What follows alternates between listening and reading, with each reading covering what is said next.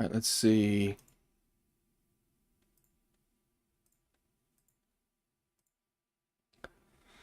Well, I'm going to open up this starter kit of Solforge Fusion. It's a very good hybrid deck game that my buddy got me onto. And he bought me this for Christmas, and he bought me a whole booster box, which was just insane because the price of this is not cheap. I gotta raise this up a second. Hold on. Oh, there it goes.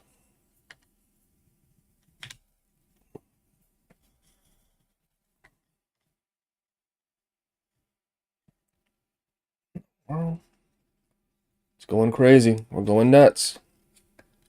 There we go. Let's get this thing straight.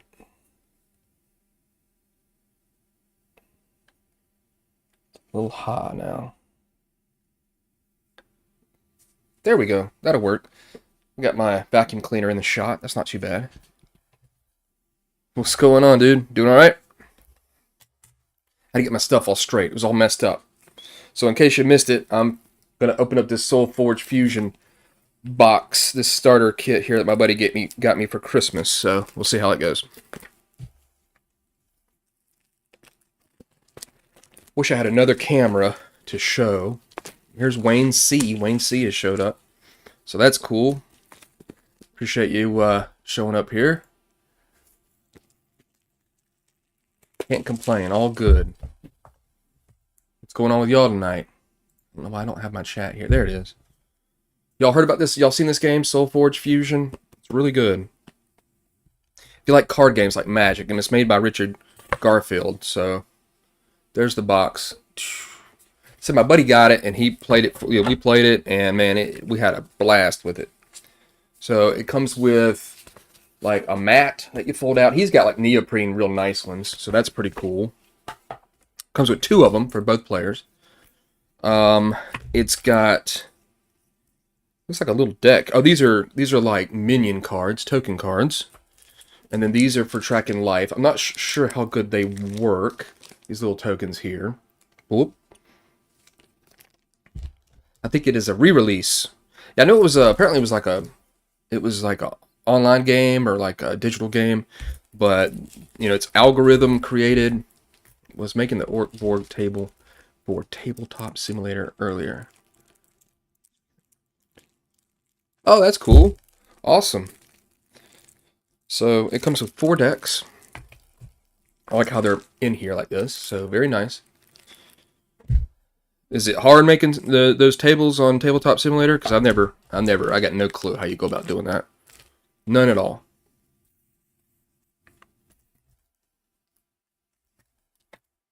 Actually, let's take a look through. I'm going to pop open each of my decks. Not once you get in the groove. I hear you. That's usually how it is with anything.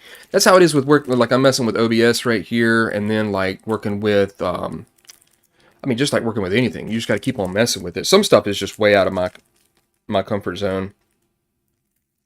But Zero there. I've got the dark will be my next video. So, just to let you know, give you a heads up. I'll let you know when it is up, okay? So, it'll probably be early next week. Monday, Tuesday action. What's the name of the game again? I know you already said it 3 times. Nice. It's called, you talking about this board game, this card game here I'm messing with? It's called Solforge Fusion. And it's the hybrid deck game by Richard Garfield and Justin Gray. So, if you like Magic, this is the thing about Solforge Fusion. It's not the best looking game. It doesn't have the best looking art. It has a little bit of like an old school look to it. Okay. So what you do is you buy the starter kit, and it's going to come with 4 decks because the 4 decks are 4 different factions. And then what you do is like there's a red. Let's see. Let me get them out here. There's like I think it's blue, green, red, and purple. I played Magic from 95 to about 2012 or so, many years. Dude, I stopped playing in 94. Ice Age was my last, that was my last expansion of that game. I mean, that was during the time of the '90s, so there was a bunch of card games out there, and so we just wanted to try a whole bunch of them. And we saw that obviously they were just going to keep on pumping out Magic cards, and we wanted to try out a whole bunch of other games. And so once that happened, that's about all I did. I was like, well, Ice Age was pretty cool, and so we bailed on it till then. And then I saw that sure enough, they were just going to keep on pumping out cards forever and ever and ever. But I mean, it's a great game. Don't get me wrong, but if you like Magic. I would highly tell you to pick this game up because, so you've got a deck of cards. You've got 4 decks. God, if I can get them out of the package. Ugh. I miss them having that little tiny thing. Yeah, I used to do tournaments and all. Oh, yeah, man. Well, I used to do tournaments for Middle-earth card game, and I did a tournament for Star Wars CCG. I'm definitely interested in this. Now, this dude, I'm telling you, this is a really fun game. So what you've got is, so this is a green deck here. Okay, now like I said, the cards don't look phenomenal. It's not this. My camera's crappy. It doesn't have like an auto focus. Okay, so you've got like level 3, level 2, and level 1 creatures, and you start off with a Forgeborn, which you choose. You'll have one in each deck, so you get to pull 2 of them because you're making 2 decks. You're going to take 2 decks and put them together. Okay, so that's all the deck building that you do in the game. You take 2 decks and you put them together. So I've got red and I've got green, and we just call those Christmas decks, which is probably pretty stupid. But you put those together. This is just a crude way of doing it. But you're going to separate out the level 1, level 2, and level 3. And the game plays like in lanes. So it's made by the guy who made Keyforge, but he kind of like has made it better. And so they're all made by an algorithm, and so no 2 decks will ever be the same. Every time we've played, nothing has seemed like it's overpowered or underpowered. It seemed great. So you're not chasing rare cards, even though there are cards that are technically they have a rare creature with a rare modifier on them. You're just taking 2 decks, smashing them together. You're doing no deck building whatsoever. I'm not taking cards out of this deck. By algorithm, what do you mean exactly? So, solo player or max number of players? I think it's 2 players. I've been told you could do multiplayer, but I don't know how you do that. I think it's really just 2 players, kind of like the way that Magic classically is. Even though we had a lot of fun with multiplayer Magic. So, hey Todd, what's up? I don't think you could play by yourself though. But I know that it was a digital game at some point. It may be out there some way. So. The best thing about it is, other than the lanes, you've got lanes that you can attack through. You're trying to hit the player. They're trying to hit you, and you got your creatures to block and stuff. That's fairly normal. But what happens is, you're going to have, in the very first, it's called cycles, you're going to have only your first level cards. And every time that you play a card, you play 2 cards per turn. Okay? So there's no resources, there's no mana to keep up with. Out of your 5 cards in your hand, you're going to select 1 to play when it's your turn. Your opponent will play 1. Then you'll play your other one, they'll play theirs, and then they're going to have combat. After that combat, you discard your hand, okay, and you're going to draw back up your cards, your 5 cards.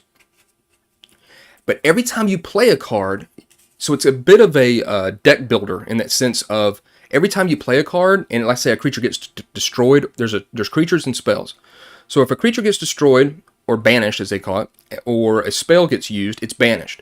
But what you do is you take the next level 2 card from its deck and put it in your discard. So you're not discarding into your deck creatures and spells that you've used. You're doing the next version of them, the stronger version of them.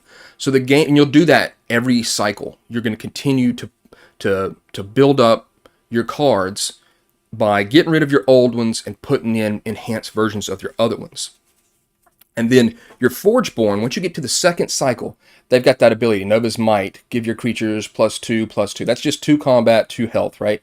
So you have that ability you can use during that second cycle. And these Forgeborn are also used by an algorithm. So the algorithm is a computer that says, okay, well, here's a creature, and we're going to, use this algorithm to create its stats, like its health and its life. It'll probably have the same art, so you'll see the same art a lot, but then it's going to put certain types of modifiers on that creature, abilities that it has. And then once it makes the deck, it gives the deck a name. So at the bottom of this deck, it's called the Paul Brigands I don't know. It's kind of funny. You don't play with an app for this. I mean, there is supposedly a digital version of this game. That's where it kind of came from. So you'll go all the way up to level 3. So at the end of level 3, these cards have drastically increased in power. They're the same card, but just better. Their abilities are better. Their stats are better, like their health and their damage. And so, like right here, I've got this armored Bartuk. Let me go find the first level. That's the third one. Okay. So the armored Bartuk has got. So I'll show you here. I'll take these two. So this is an armored Bartok. I guess that's what it's called. So it's got 4 health. I mean, it's got 2 health and 4 combat, and then it's got some abilities that are tough to see. And then the next version of it, that's the back of the card. It's 6-2 instead of 4-2, and it usually has a shield. It's got a stronger shield. This is only a 4 shield. This is a 6 shield. So their abilities go up. So when I play this card, and it's used up, it's killed or whatever, I banish it, and this one goes into my discard so that when my deck cycles, I'll have the enhanced version of the card, of that card. And no one else, in essence, will have this deck. And what you can do is on the back of, I think it's the Forgeborn card, there is an IR code, and you can use that online, and it'll keep track of your deck online. It's your deck. The cards don't have a standard backing, so there's no keeping them secret in your hand. The cards don't have a standard backing, so there's no keeping them secret. No, you keep them secret. I mean, it doesn't really matter. I mean, obviously the best thing about it is you'll have 5 cards, and the game does a lot of you don't know what to play. Since you can only play 2 of them in that hand, you'll have a bunch of good cards sometimes, and you'll be like, oh, what do I need to do? And you'll be like, all right, I'm gonna play this one. So, and then you're discarding the rest of them. So that choice factor, which I think makes a game really good, of giving you some options, and then you don't know what to play. You're like, man, this is all good choices here. I don't know exactly what to do. And then you're going to play in different lanes. I thought the card had a different back and front. No, that's the normal back there to the card. The Forgeborn is just, that's your card you're going to be, like, you are this character right here. And like this Nova character, she's called Nova in other people's decks, but these abilities are going to be different. Or they might show up in different ways. So, yeah, it's really easy. You don't have to worry about resources. You don't have to worry about deck building. If you want to play a game to have fun, this is the game to play, in my opinion. Because you're not chasing rares out of packs of cards. You're not doing a bunch of deck building. Like, the deck building is simply just take two decks and put them together. So, like, when I'm playing this game, I won't even look through these cards. I don't even care. Like, I'm just taking the green deck and maybe the purple deck or the blue deck and putting them together. And so green is all about like life and creatures. Red is all about like aggression and like straight damage. Blue is all about like defense. There are a bunch of like knights and mages and stuff. And then purple is kind of like undead, like regenerating your creatures and stuff like that. But there's a bunch of videos on how to play it. I highly recommend you go check it out. It's a easy investment to get at least the starter kit. And then I'll show you what my buddy got me. And he makes a lot of money, man. He works in the industry, and I can't pay him back for this for Christmas. He's got everything you want pretty much for a thing. So he got me a whole booster box of these 4 decks here. So if you look on the back, it says, combine 2 faction decks to play. This box alone contains up to 96 different decks. This right here, this whole booster box. 96 decks. Because you're taking a red and a green, and then you can take that red with the blue, or you can take that red with the purple. Then you can take that green with the blue. You can take that green with the purple. And so on and so on. And they're all different. So I don't even have to, I mean, I'll sleeve them. I just bought, you're going to do a lot of shuffling, and that's a lot of cards he gave me, so I didn't buy any premium sleeves. I just went and got a bunch of pretty much penny sleeves, because I'm not about to spend a whole bunch more money on this. I got a bit of a sleeve habit, so I was like, all those, you got to sleeve them, because you're doing a lot of shuffling. The only thing to remember about the game, is a little fiddly, is, and it's just something you'll get used to, is whenever you play a card, you got to go find that other version of the card, that next level up. And you forget lots of times. It's just one of those things. But that's not bad for this. I mean, it doesn't have a rule book that comes in it. They're not doing that really more. But they have, they've got it all online, the rules. And yeah, it's if you don't want to have the hassle of chasing cards, especially, I mean, think about right now, you want to get into Magic. I don't even know how you go about doing that. If you want, I'm going to be hardcore into Magic. Well, good luck. You got to go back. You got to get a bunch of cards.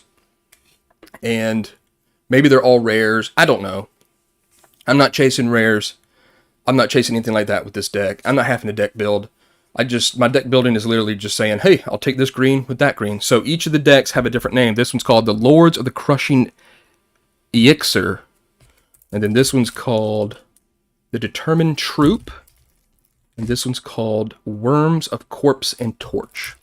So, yeah, it's a cool game. And then on the back, there is a list of the cards that come in that deck. And there are some, like, rarities here on the side that you'll see. So, it'll be like a rare card or a kind of a common card with a common modifier or a rare modifier. So, I mean, technically you can get better decks, but we never saw anything crazy. We just started having a blast with it, and he bought it for me, and I couldn't believe he spent over $100 for Christmas. I'm like, dude, I get you like a gift card or something. I don't know, you want some Starbucks or something like that? But there's a lot of this creature, like life, like damage, armor, and stuff like that. It all stays in between turns.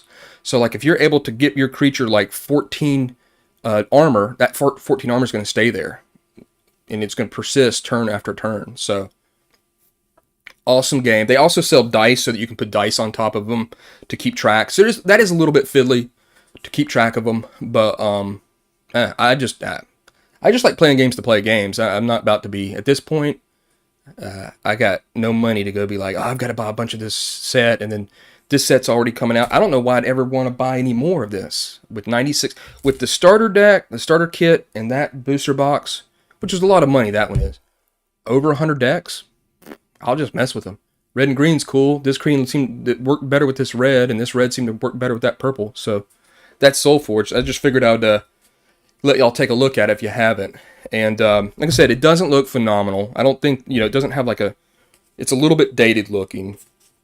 And you'll see the same art. So like if you see the Swamp Moss Lurker, it's always going to have that picture of that art. Doesn't matter what deck it's in. Because really it's the statistics. Like here's a Swamp Moss Lurker, and it shows you how the game ramps up. It does no combat, but it's 14 health. And when you deploy it, when it comes out, give this plus X equal to your life. So so whatever your life is, if you're sitting at like 30 life, it's going to get 30 combat. Like 30, that's incredible. So by the end of the game, you're just taking these massive swings, plus 30, plus 20, plus this, and they're blocking for like huge amounts. It's just it's a really good progression. So that's Solforge Fusion, and it's not bad. Apparently, Richard Garfield made Keyforge. People had some issues with it, and then they were like, okay, I'm going to go to another company, and we're going to kind of make a better version of it. I think maybe obviously, Keyforge is made by Fantasy Flight Games. They got high production values. This company doesn't have the production values that they have. But, yeah, it's a neat game, and if you just like to play a game, I think that's pretty cool. So I got that. Yeah, Richard's he's the beast. I'd love to meet him. The only person I met, Richard Garriott, Lord British at Dragon Con, and that blew me away that I shook his hand. I was like, you've been in space, dude. How was that? Like, that was awesome. But I'd like to meet Richard Garfield. I mean, good Lord, that guy's made, I wonder how rich he is after all these games he's made. But, yeah, I mean, it's another one of his great games. He also made, I think he made Vampire: The Eternal Struggle. Jihad, as it was originally called. So I'll sleeve these up here at some point. I don't know how good these sleeves are. I usually don't buy penny sleeves. I usually buy they're called samurai shields. Let me show you.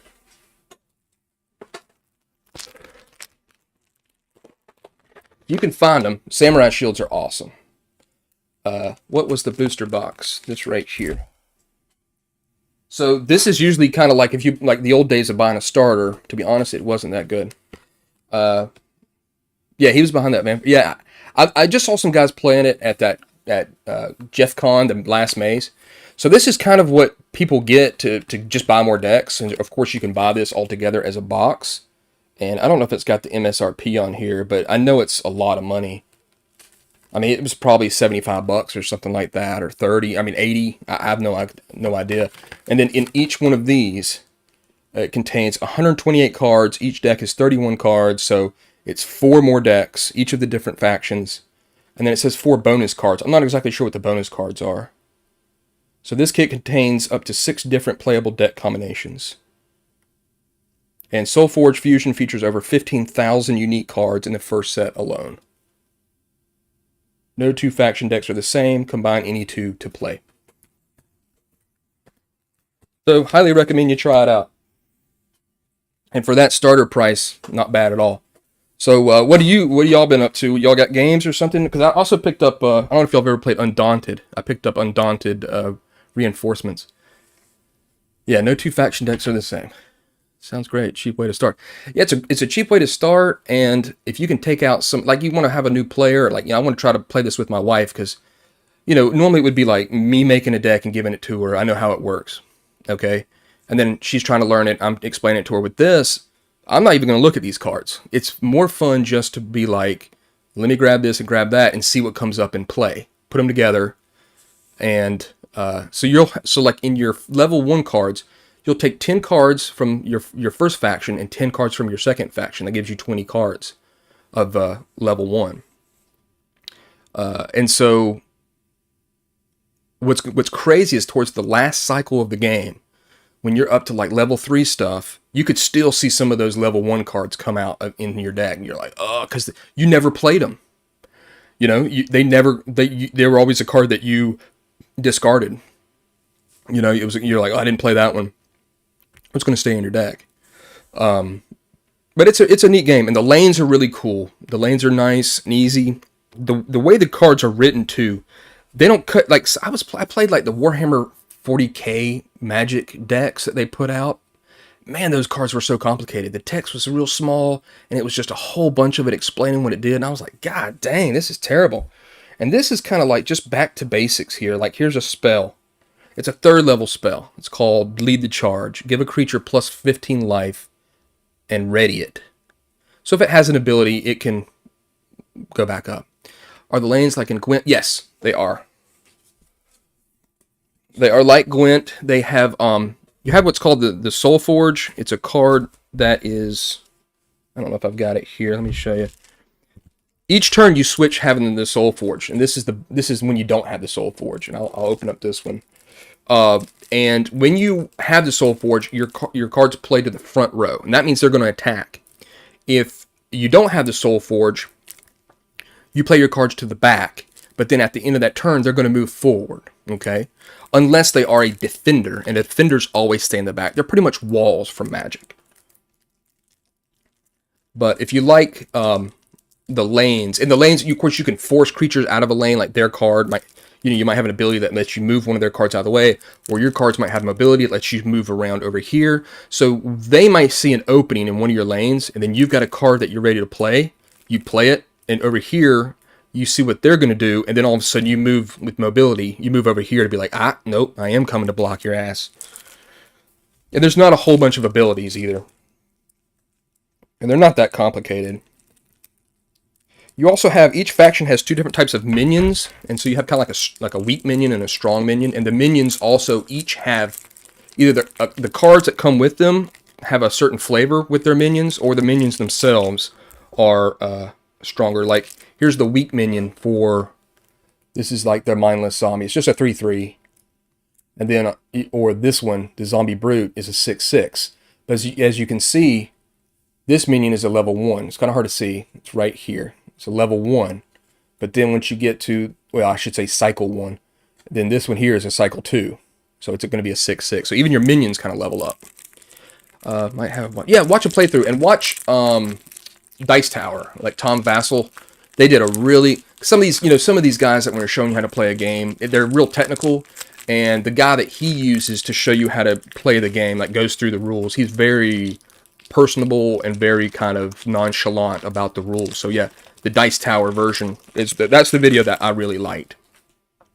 So here is the blue deck, and here's the Solforge card, and then there's when you don't have the Solforge. And so, like, this deck here, it shows me what cards come in this deck. And yeah, it's a real blast, man. Give this like this spell here. Give this creature +2 combat, +4 health. Ready it. If this is upgraded, you may pay a Gizmo minion. You can also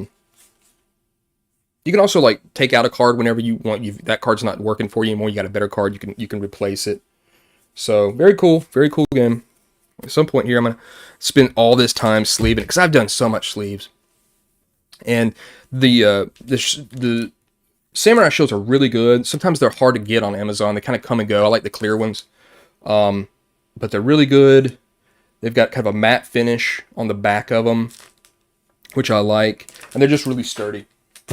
But I'm certain these here, these are like just penny ones, and I'm gonna take a look at them now because I bet they're trash. But I don't care. That's the thing is like, like I got that Undaunted Reinforcements, and I was like, oh god, I've already sleeved those other games. Now I'm gonna have to get more sleeves. But luckily, I've got that pack there, and it only comes with 59. It only needs 59 cards. So I was like, oh, I don't have to get those. So what board games, card games? Y'all play anything, or what's up with y'all?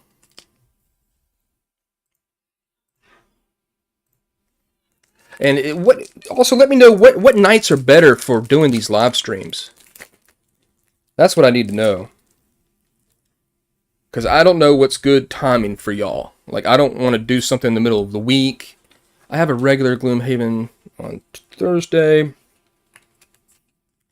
I mean, yeah, you can just feel with these penny sleeves. I mean, they don't cut it.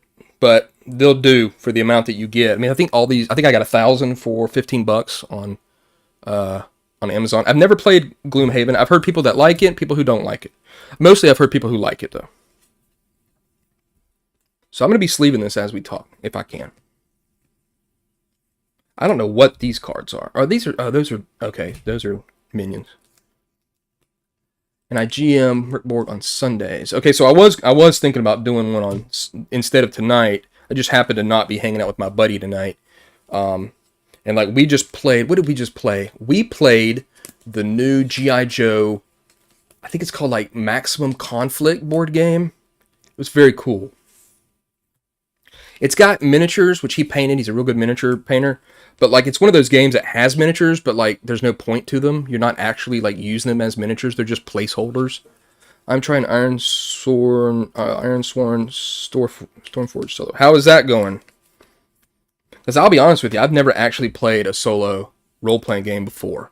I've played solo board games like GMT's their submarine games, which are solo games, but I've never played a role-playing game, which is something I'm interested in to help maybe put out something for Pocket Fantasy and Pocket Space that helps play those games solo.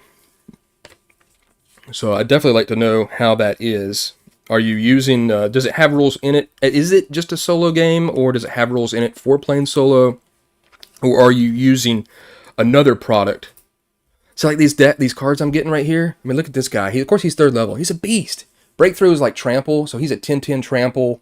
Deploy, you may replace another one of your creatures with an Oakfather minion. Oakfather minion is very strong. So he's just a badass card.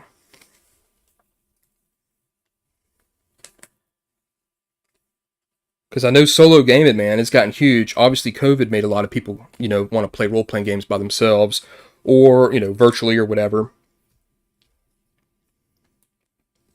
God. When one of your warriors is dealt damage, give it 10 fight, combat, attack. I guess it's attack. And that stays on. That doesn't go away. Anytime you do anything in this game, that you give them an ability that gives you +10 attack, it stays on there. And that's one thing I love. Okay, so not much here. Arkham Horror mostly. You talk about Arkham Horror card game or board game, Todd? It has all the rules for solo and 2-player collaborative. Okay, cool. Because I've played Arkham Horror, the card game. Yeah, I've got the card game. I also play it on Tabletop Simulator. My buddy's got it on Tabletop Simulator. But I've got a good bit of it. I was unable to keep up with their release schedule as it was monstrous. Mostly interested in game systems. Oh, cool. Yeah, I like the card game a lot. It's a real kick in the balls, that Arkham Horror card game. And I also that buddy of mine who gave me this game. He's friends, and I've played with. He lives locally. The guy who made Arkham Horror card game, board game. Richard Lioness. I think that's how you say his last name. He's a good guy. Very, very opinionated guy. He just put out a cool NASCAR game. And I think he made like Defenders of the Realm or something like that. He's made a lot of really great games. And I tell you guys what, Richard has made a ton of money. So get this. Anything that Arkham Horror, he created the world of Arkham Horror. Anytime that they make anything for Arkham Horror, he gets a cut of. And Arkham Horror, the board game, is an evergreen game. They'll always make it. So he gets checks. He gets checks pretty much every time that they sell something. Like, if they create something. He must be rolling in the dough. I like to ask him, but it's a little personal thing. And he's made a lot of other great games too. But like Mansions of Madness, same thing. For solo board games, I like Dune Imperium. It also plays well with 4 players. That sounds cool. I've heard good things about that. I've got, my buddy gave me for my birthday or Christmas, gave me like the old Dune that they redid, the Dune game. Not that. Yeah, he's. It must be nice to just be able to have that money coming in like that. So yeah, Dune Imperium's, it looks cool. I've not yet played the original Dune game that they redid, they re-released. It looks great, the art looks great. And I like how each of the different factions has like a different way that they win, or the way that they play, compared to, not everybody's just chasing around the edge of the board like a Euro is, Let me try to bring this up a little bit higher, so I'm actually looking at the camera when I look at y'all. There we go.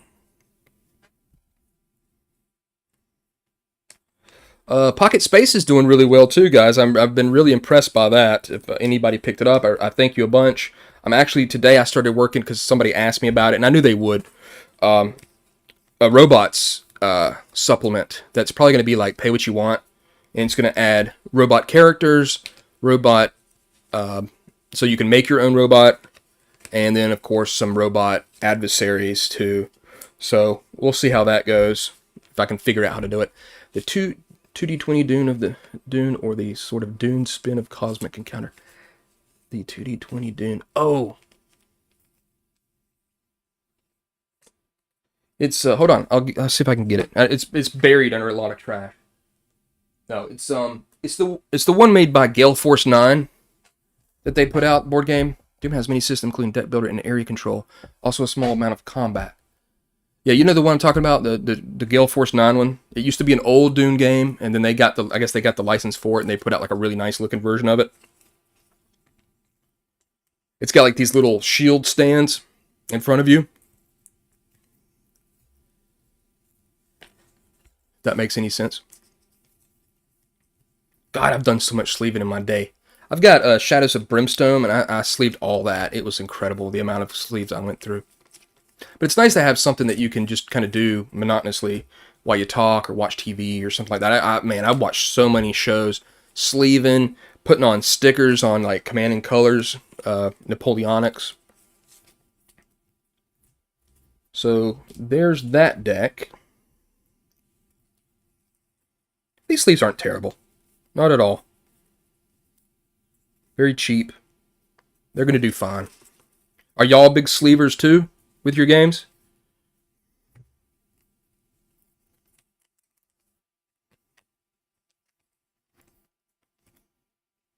So I'll put that there, and that's one deck done. I'll grab the blue one.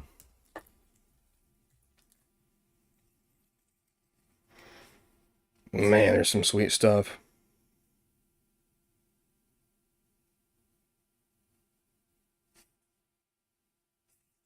So yes, just the cheap penny sleeves for me, but yeah, that's pretty much what I just bought here. I don't buy too many physical games since I got into TTS, to be honest. Okay, that's definitely understandable. My buddy gave me, see, I've gotten so many games. My buddy gave me Marvel Champions. He had a good bit of it. And for my birthday was in August, and of course Christmas coming up, he was like, I'll just give you all my Marvel Champions. We've played a good bit of it. I don't think he wanted to chase any more decks or characters. And of course, I love Gambit, as he's my favorite X-Man, and I think the best X-Man. which is a debate for another day. But or maybe not. I'm always willing to defend my boy Gambit. So I'm gonna definitely get Gambit and probably Rogue. But he gave me that. Luckily, he gave me a bunch of sleeves for it. I'm like, golly. I don't know what it's just. If it's a game that has too many, it has a lot of shuffling, then sleeves are imperative. It's just all there is to it.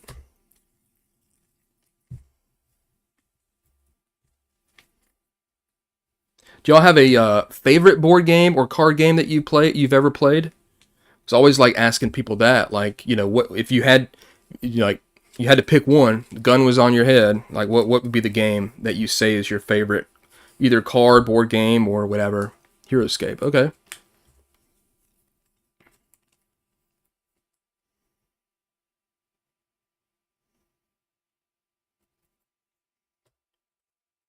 Mine would probably, I don't know, mine would probably be Command and Colors Napoleonics, just because I feel like a general in the Napoleonic Wars. It's a beautiful game. It's really fun to play. I love how you can make all the different scenarios, the different battles. I have 2 totes full of Heroescape stuff. It's so fun and easy to learn. That sounds awesome, man. I've never played it. I've been playing it, like I said, my buddy's got a ton of games. That guy, he we played solforge. We played a couple Marvel little card games, little easy ones here and there. I finally played Marvel United the other day because I got that as a present. It was a fun little game. I'm looking forward to showing my girls that. For me, the mindless one I play is Castles of Burgundy card game, easy mode like solitaire. That's awesome. Yeah, sometimes, man, it's just nice to have like an easy game. Terraforming Mars I like that a lot. Of all the Euro games, Terraforming Mars is real fun to play. I'm terrible at Suburbia. I have won Terraforming Mars a couple times. I've never played that. You haven't played Terraforming Mars? Because Terraforming Mars is a really good game. I actually played that Star Wars Rebellion game, and that thing was awesome. I definitely see why it's rated so high on Board Games Geeks. War game, I like Conflict of Heroes. Yes, I've got that right over here. And the Fireflight generator that just threw out some units in play. Awesome, Wayne. Me and you, we synced up, but I only have the 2nd edition of Awakening the Bear. But I got Guadalcanal, and I've got Price of Honor. I've not gotten the 3rd edition. I don't know if I like that dice mechanic, or if I just use either the original rules for 2nd edition, or the draw deck from the Fireflight generator, the solo thing. But yeah, Conflict of Heroes is an awesome game. Man, I tell you, Star Wars Rebellion. If you like Star Wars, I like, and you like maybe like War of the Ring. It definitely feels like War of the Ring to a degree, with that kind of oppressive empire just weighing down with all its amazing amount of ships, spaceships. But I just had some cool stuff happen in it. I played the Rebels, and I had Leia get a cheap shot off on Vader early on in the game and kill him. It was just awesome. Completely changed the way the game went. I still lost because I messed up defending my base, but like you can actually replay stuff from the movies in it in a big galactic war, or you can do stuff like I did, that just stuff that never happened, that was really cool. Yes, I have the 2nd edition. I've tried the 3rd edition rules using an online die roller to try it out. What did you think about the die thing? Because I mean, if it's better, I've heard people say it's a little chaotic. I know a lot of people kind of went back to the drawing the card thing. I played it with when it was originally just the normal points that you get, the action points, and I found it difficult for, like with the Russians, to try to beat the Germans, because it seemed like the Germans, they had a lot of cheaper actions that they could take, I have Terraforming Mars and Ares Expedition game that also plays well solo. Awesome. Yeah. We've played with a couple of the expansion for Terraforming Mars. I've thought about maybe picking it up on like iPad or something like that. But I play it with my buddy. He really likes it. He got like I guess it was kind of like that pimped out version of like the planet tiles, and that's really fun to play with. But he's also got Twilight Imperium, which I've never played. I've always wanted to play. It seems like it's a game that people buy, but they never play. And he also just got the roll and write version of Twilight Imperium. So I'll try it out. That's my thing. I'll try just about any game you throw at me. I mean, if it's like kids in a mall shopping for clothes, I probably won't play that game. But most of the games I play, I really enjoy. I mean, I think people are bringing out some really top shelf games with this big resurgence, of board games. A lot of them are real fun. I like the theme of them. That's like Richard, the guy who made Arkham Horror. Like, he likes narrative, like thematic games. He doesn't want to just have some sort of widget that you're trying to get the most of more than the other players. And he, let me see. How did I do this one? Okay.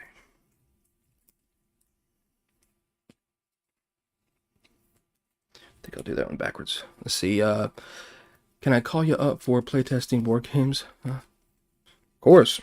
I'm up for playing anything. But as I said, I'm pretty easy to please, It doesn't, like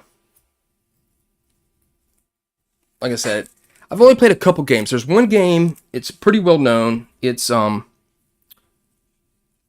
like you're making like glass, what is it? God, I can't even think of it. It's like that glass that's in churches, like you're making that. And I don't like it. I'm not good at it. Yeah. I'm not good at it. My buddy's always way better than me. We play some roll and writes, which are fun. I mean, they're a fun lark. They're not too heavy, but I usually mess up on those too. I got to learn the game before I learn the tactics of the game, I made a card game using AI art called Fedora Land. Was a lot of people wearing fedoras? Is that what that is? I think I've messed up my deck or something. I don't know what I've done with this thing. I also played, I think it was like the Cowboy Bebop game, and I thought it stunk. Maybe it was just the way the game went down. Maybe if I played it again, it would be good. But honestly, pretty much every game I play, I'm like, wow, yeah, it's 1920s, Prohibition, gangster, noir feel. Sounds good to me. I like anything set in that time period. Probably one of the reasons why I like Cthulhu type stuff set in the 1920s. I was never about playing any Cthulhu stuff in modern times. I always want to kind of feel the the history in the game,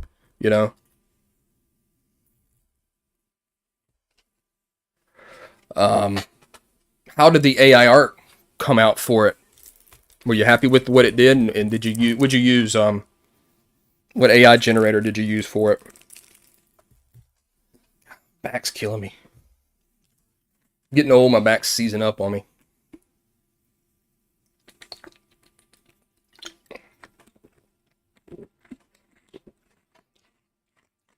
Shadows of Brimstone's a cool game, almost like a role-playing game.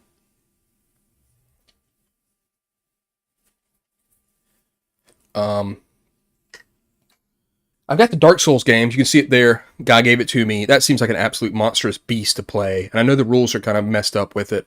And they're putting out like way expensive new version of it. But it's going to hopefully have some better rules. It's not so grindy.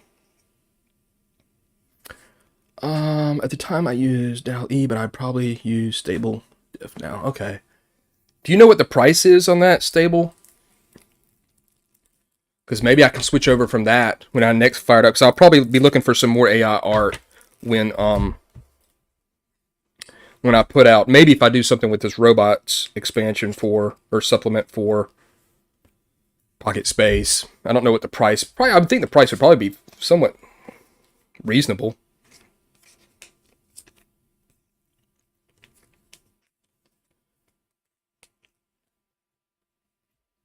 And if y'all know anybody that's, if y'all picked up Pocket Space and you look through it, give it a, if you could give it a review for me, man, that would be great. Reviews go so hard to get. It's like pulling teeth. So, good or bad, whatever you want to give it. I would hope it would be bad. I mean, bad, Jesus. I hope it would be good. But if it's bad, then that's fine too. I'll try to fix it. But as much as I can, it's just, I would love to get a review, Reviews they're gold in anything you're trying to do, pretty much.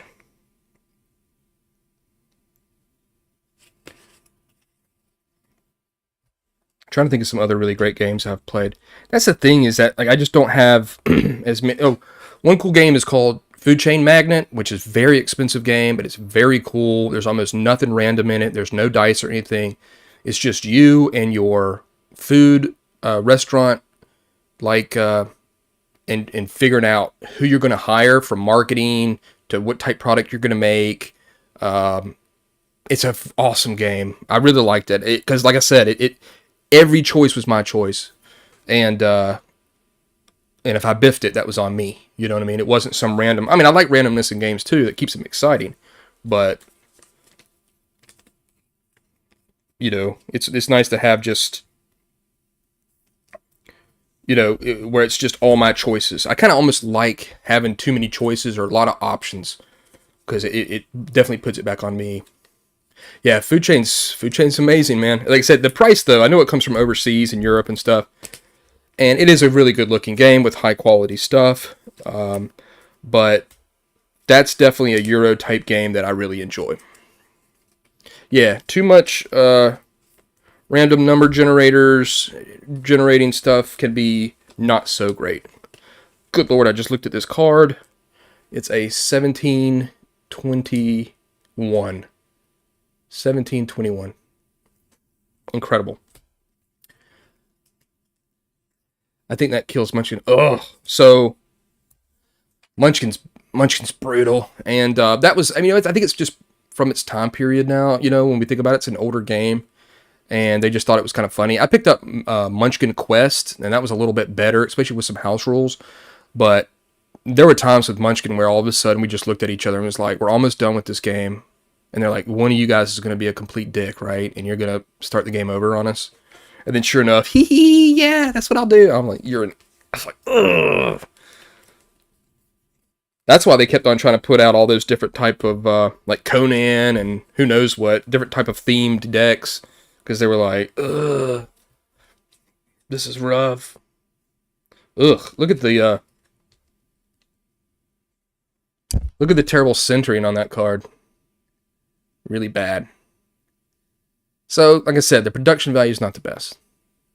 Yeah, it's not fun when you're losing. It's also not fun when you're winning, and then all of a sudden you're losing immediately from one card, and the game just started over. Or you're about to win, and then it starts over.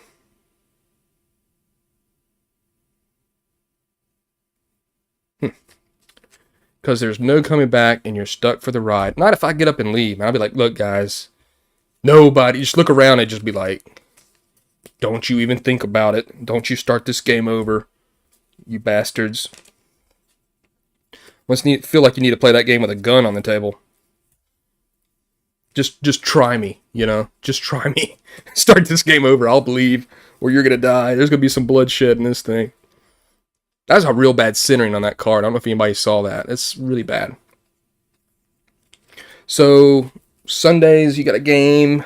So I obviously can't. I'm gonna start doing some stuff maybe on the weekend a little earlier, because I know there's some people that are overseas that would like to be part of the stream, but they it's like 2:00 in the morning for them over there. So I'm just trying to find a good time. I know some people do streams on Saturday night. I wasn't about to do a stream on Friday night because I know people are out partying or drinking or whatever, going out to a restaurant or going to the movies or something like that. Maybe not going out to the movies, but I've been, like I said, I've been in the movies like once in maybe 2 years. Have you looked at 316 Carnage Among the Stars? I have not. No problem. Get your coffee, bud. Yeah, 316 Carnage Among the Stars. Tell me about it. What's it all about? Because I like the name. Oh, it's a role-playing game. Okay, cool. Do you know who makes it, or is it like a third party, like an independent type thing?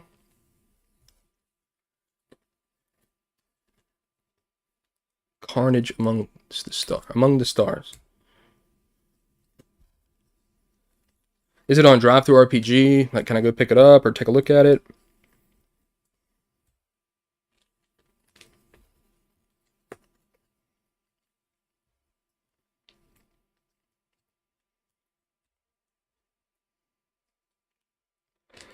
I'm only on my third deck of sleeving. This is going to take a long time. So I had all those booster boxes to do.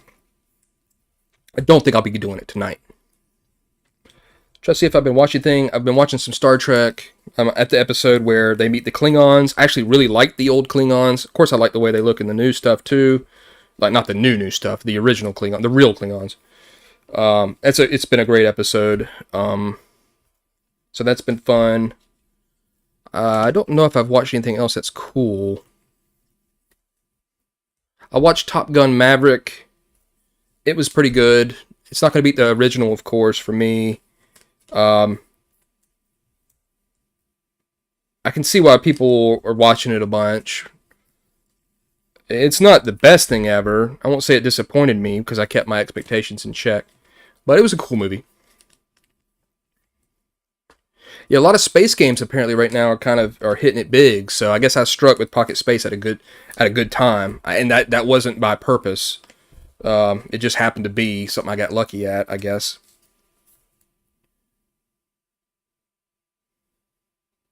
See, here's an example of that solforge that I really like. So this character here, Zimus, it says when this is destroyed. So I just like the terminology. It's very kind of talking to you. When this is destroyed. You don't have to say when target creature, when this, blah, blah, blah. Or it doesn't say the name again. When Zimus is destroyed, reanimate it to the same lane with +2 attack and it loses all printed abilities. So it comes in stronger, but it won't be able to use this ability again. What about you, Wayne? You seen any movies lately or anything that movie-wise you like, TV shows? 316 is about troopers killing things like that, wiping out civilizations all across the cosmos. The high-octane science fiction RPG designer by Gregor Hutton. Is it on drive-thru?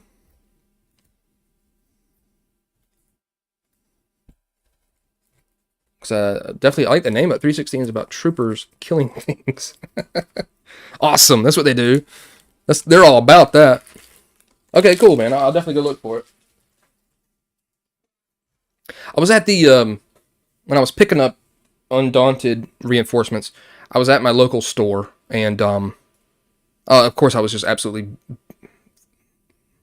mind-boggled by the amount of games that were there, and I went and looked at their role-playing games section. It's decent. It's got a lot of some of the newer games. It's got, like, old-school Essentials. It's got, what's that called? The Merkborg space game, Dead in Space, I think it's called, or something like that. So, yeah, more space games are always cool. It's definitely a popular, setting, obviously. I need another deck here. Because I'm about to do my red deck. I don't know what I'm going to do with this box. I might just throw it away. I don't know. I don't like throwing away boxes. I got a problem with that. It's hard for me to throw away a box, even when I know that I don't need it. It's just like one of those things where I'm like, God dang, should I just throw this away? I don't know. Maybe I keep it for just a little while. Went to Christmas parade today. It was cold out there. My little girls were walking in it. Well, they were riding in it, cheerleaders. So that was cool. That's what I did today, pretty much. That's the only thing I did. Worked on Pocket Space Robots. I played some Vampire Survivors. I have got one achievement left to get on Xbox. I did something in that game where the game absolutely just completely glitched because I guess I pushed the system too hard. I pushed the game too hard, but Vampire Survivors is an awesome game. Highly recommend that as well.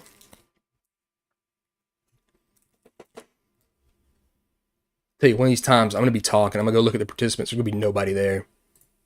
And I'll be like, ugh. I've been talking to myself this whole time. What an idiot.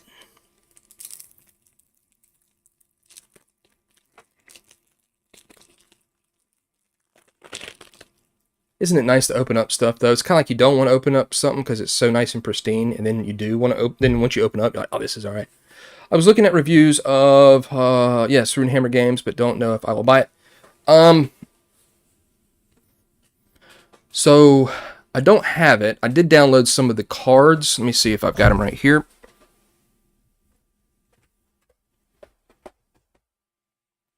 Yeah, I downloaded some of these cards for Index Card RPG, and the art looks great. And I thought I could just use these for Pocket Fantasy or any other game, just to kind of show somebody a scene. So I printed these on like heavy cardstock.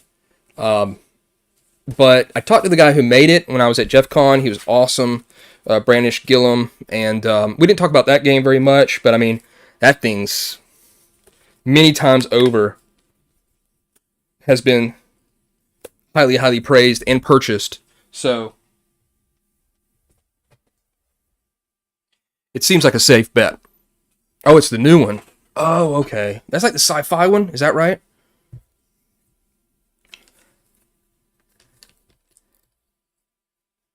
He makes some quality stuff, man. That's for sure. He's a real interesting person to talk to. When you meet somebody. I mean, he does this full time. This is his full-time job now. He told me that when he got the first Modifius picked up Index Card RPG, and like they immediately sold out of it. Then they did a second printing of it, and it pretty much sold out almost immediately. He said those checks were very, very nice.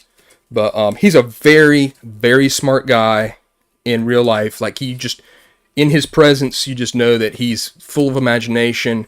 He's very much on his game about what he thinks about role-playing games, his role-playing game design, philosophy.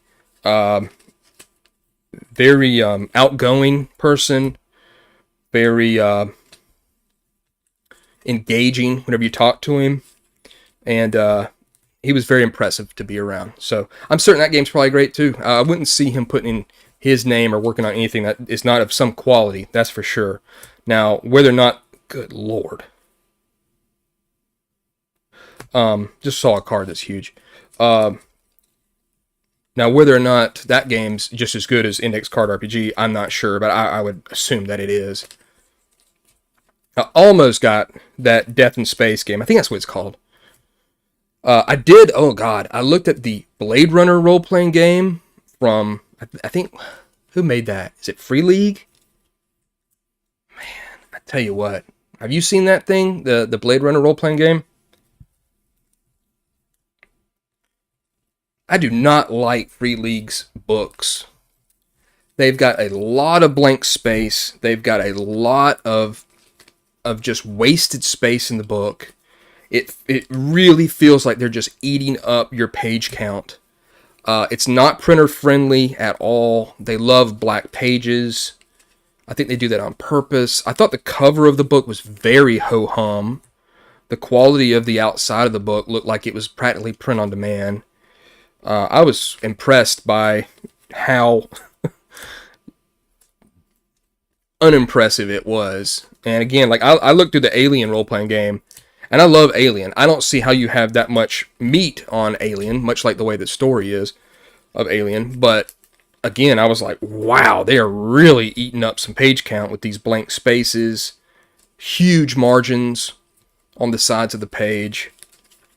I'm certain the game's probably fine, but I don't want to buy their products with them just completely eating up the page count with trash, with nothing, or just large margins. So that's unfortunate. I did look through Old School Essentials. That was the first time I actually had it in my hand. It looks great. I only have one game from them, Forbidden Lands box game, and it is great with hardcover books. That's awesome. I was expecting something a little bit more with Blade Runner, with that IP.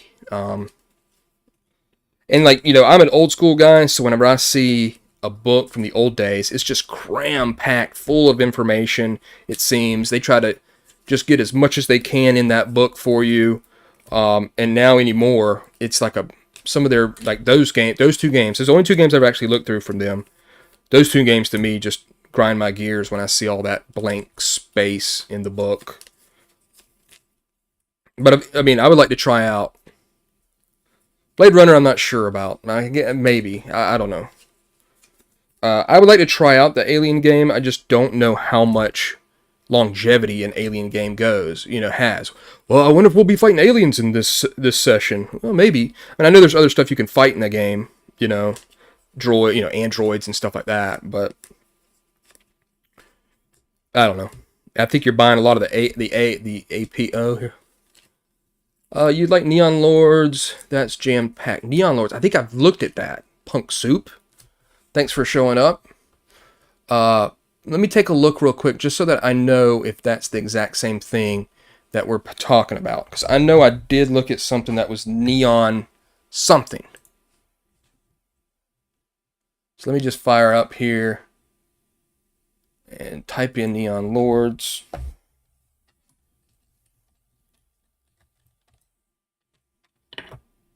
Oh, no, I don't think I have seen this. It must have been something else. Oops. Must have been something else. Neon. So it's Neon Lords of the Toxic Wasteland. Is that it? Or am I looking at the wrong thing? Neon Lords. Oh, it is. It looks awesome. I definitely like that cover art. Wow. That's, okay. I'm looking at the artists. Eric Webb. Who made it? Super Savage. Eric Webb. Is that the same Eric Webb I'm thinking of? Oh, that's Eddie Webb. Let's see. BX Rules. Oozing 80s and 90s nostalgia. The game features items from Ninja Stars to fanny packs, in addition to many references of the era. Cool. I wish it had a print-on-demand version, but I bet I can buy it somewhere. Warning, this video cassette will melt if left in the car in the sun. Ah, it looks cool. I'll definitely take a look at it when I've got more time. Looks like I wish they also had a preview. They don't have a preview. And I don't understand why. And I don't understand why they don't have previews. Previews are very easy to do on Drive-Thru-RPG. I'm not sure what that... But thanks for that heads up about that game there, Punk Soup. I also like your name, too. That's funny. I have Alien Fate of the Nostromo board game. Great for kids, but no combat. I guess they're thinking that it's Alien. There really wasn't any combat. There was just death. Maybe that's what they're thinking.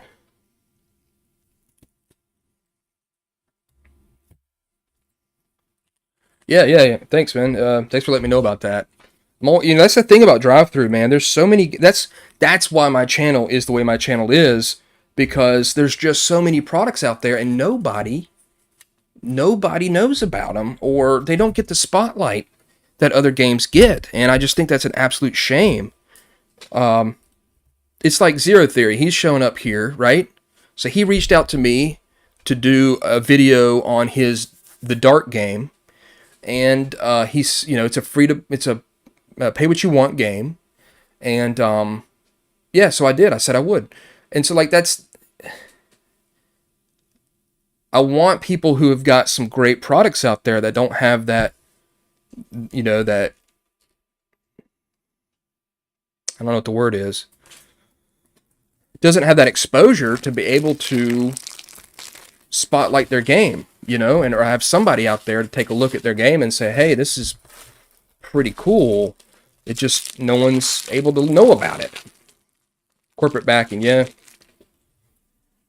That would definitely help. Because like those corporations, when you see those banners that are like really good looking banners for like some of the top companies, and they're like way up high on the top, they're paying a lot of money for that. They're paying a whole bunch of money for that. So yeah, I mean, I'm willing to help out just about anybody, especially now that I'm back to doing PDFs as well. So I'll be doing the Dark video here in a couple days, Monday, Tuesday, Wednesday at the max. And I like what I see, Zero Theory. It's cool. I'd like to see more from it. I'll be talking about that in the book, nothing in a negative way, but it definitely is something that, it's almost like you've made a system that's very much like Vampire, like World of Darkness, obviously, with D6s. And I'll be talking about this in the video, but just to give you a heads up. And you've got, I really like the sections. Most of the book is, of course, your rules. Which I like, and I haven't noticed any errors or anything like that with it. But the first part of the book that tells you about how the world is now, and I'm reading the part now about how to run the game. Those are the two, of course, the best sections, because that's what is telling me what this game's about. So extrapolating on that, in my opinion, is the next step for that dark game. Maybe there's some factions that have joined, like, what is there any type of like meta plot going on in it? It doesn't need one, but like, is there certain people that you can be interacting with in that game, that could be created in a new book? And I'm certain you've got probably, because I know it references like a further book, coming, supplement or whatever. But I like what I see. It's a cool book. So there, I did the main box here. I don't think I can get them back in this little box.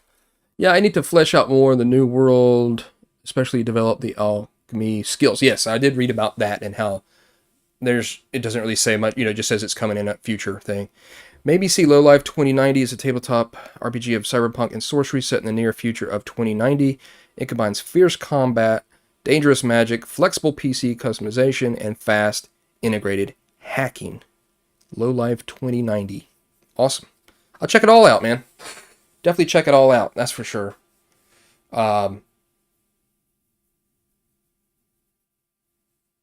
Because I need more cyberpunk stuff.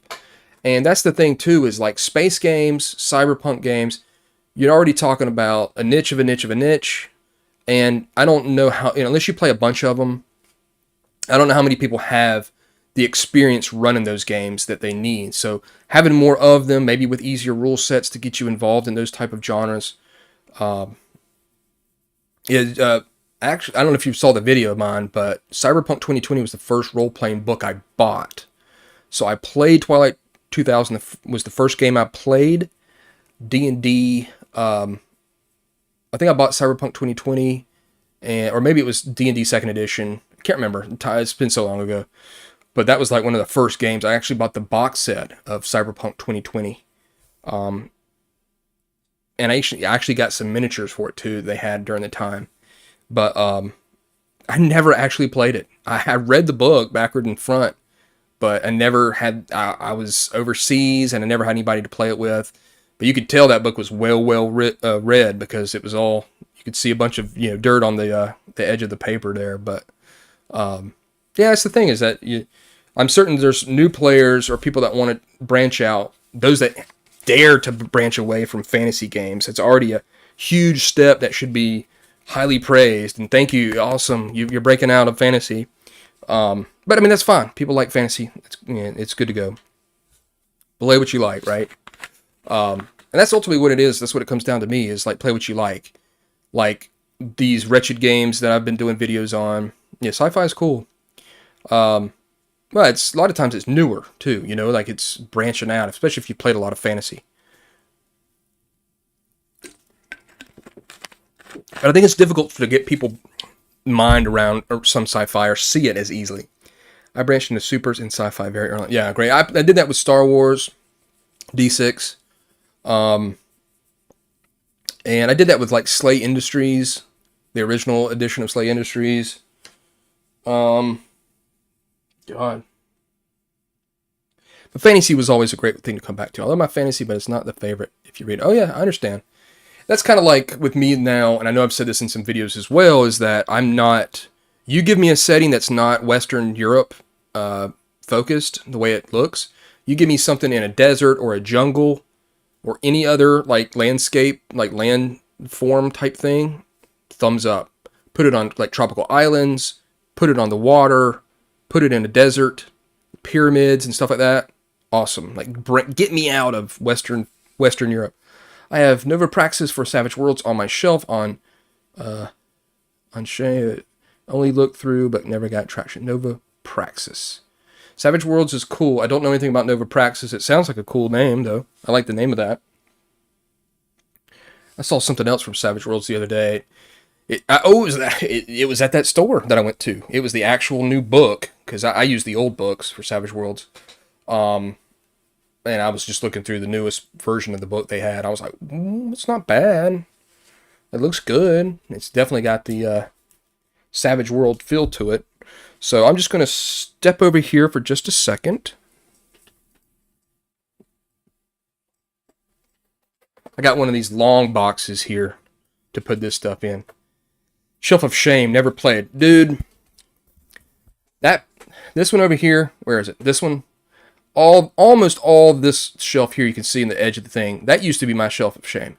Tons of games, stuff I've never played.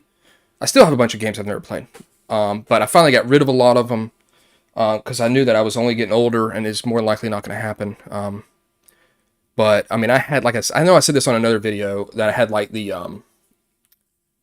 like World of Darkness, like Vampire the Requiem, and some of those, like, I don't know, new World of Darkness books. Had a bunch of those, and I found some of them cheap, and that just put me down a rabbit hole, and that's when I finally got rid of a lot of them. I hate to say it, but a lot of the videos that I've done back when the channel first started going, I no longer have those books. I've got the PDFs of them, but I simply knew that I was not going to be able to play them all. I got to figure out how to store this thing, these cards in here. I need to get some sort of deck dividers, you know, card dividers or something. But yeah, that shelf's tough. I'm trying to look now. I've got DC Heroes. I need to play that. I haven't played Traveler, which I know I've talked about. I've played Merkborg. I haven't played the Black Hack, but I'd like to. I've played Astonishing Swordsman and Sorcerers of Hyperborea, DCC. I've played everything pretty much down there. Mutant Epoch, Twilight 2000, Dragon Age, Middle-earth role-playing game, Labyrinth Lord, a bunch of that. I've not played any of RPG Pundit stuff, like Dark Albion or Lion and Dragon. Of course, I've played tons of 2nd edition. I played Vampire, I played Werewolf. Actually, I think I'm looking pretty good. Maybe it's not so bad after all. But I tell you, if you don't think you're going to play it, man, unless you really get some good information out of it, like as some sort of reference material, I'd get rid of it. I mean, that's just me. I've seen Blades in the Dark, and I'm certain it's made a ton of money from what I've seen. But I have I don't know. I have the book. It's a difficult read, to be honest. What's difficult about it? So I can definitely see a game like that being difficult. Or I can see a game being difficult. I guess I'm just going to do these front to back. If you follow me.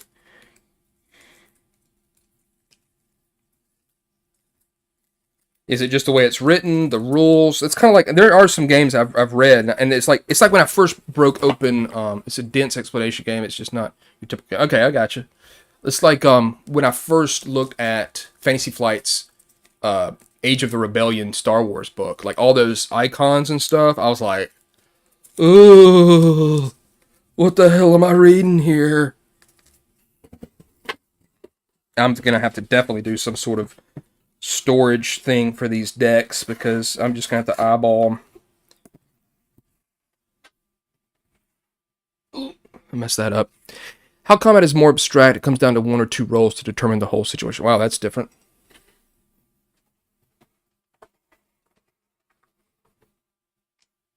That's kind of how I was whenever I see they have a solo module on Drive RPG, Alone in the Dark. Solo rules for Blades in the Dark. Well, maybe that's a good way to go about it, you know? I'm not sure. I don't know why this card is separated from these other cards. What the hell is that? Is that me? Heard something bling. Don't know. I don't know where this card goes. Let's see. What's with these? Yeah, some games, they're not so easy to understand, especially if they have certain, they use, a bunch of icons and stuff like that. What time is it? 9:14? Let's see. It's just another zombie brute. It's like I got an extra zombie brute for some reason. I have no idea why. Whatever.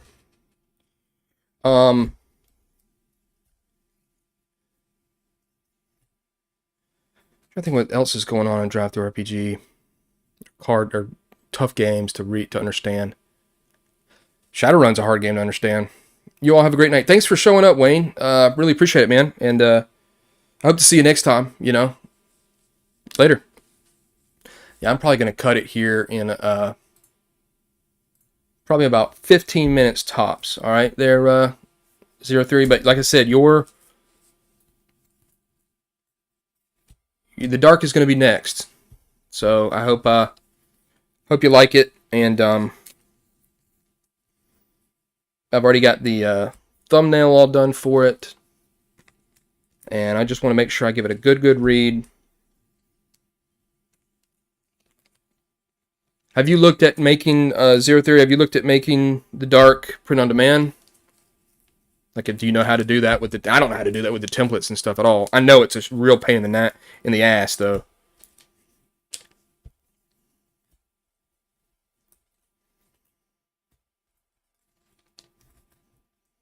A lot of people like those physical books, you know.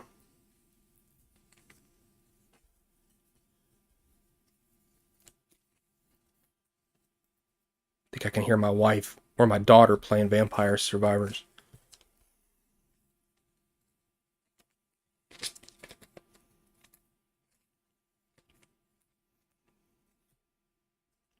Still sleeving. I'm sleeving up the minions now. Minion creatures.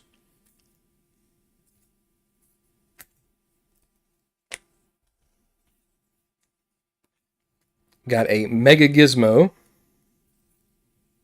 They like to be replaced by another card. When a creature replaces this, give it +6/+6. That's incredible. I don't think this game looks that bad. Check out Solforge Fusion if you're still there and you missed the beginning of this. I don't know how you could miss the beginning of something, but maybe just jumping around. Seems the game likes to ramp up the power fast. It does, man, and that's fun. It's exciting. You know, you're not. You know that every single card has it has a strong version of it with the second level, and then a really strong version with the third level. So it's like, you know, you think about back in the old days of Magic, like you got one red lightning bolt. You know, imagine if you could pay 2 red and get a 6 damage lightning bolt, and then you pay maybe 4 mana and you get a 12 damage lightning bolt. That's the thing. You know it's coming. You know how it's gonna go. So when you're looking at a card, not only do you think, how does this help me right now, but how could this card help me once it gets leveled up? That's really cool. It gets a big thumbs up for me. So I'm going to crack open one of these normal ones. I mean, look how nice the box looks. I almost kind of hate opening it up. I know that's silly, but just how it goes. This must be a nice thing to... is this plastic on here? What is going on? Oh, it's got some tape. There we go. Yeah, check it out, man. It's probably the deck combo. Oh, yeah. I mean, then that's the thing. Like here, as you open it up, it's just 4 decks in there. Boop. That's all that's in these boxes are 4 new decks. Which, you know, so I've got 4 decks that I just put in the starter kit. I've got a green, but here's a different green deck. So then I can take this deck and play with the 3 other decks, mix it with those 3 that came in that starter kit. Just awesome.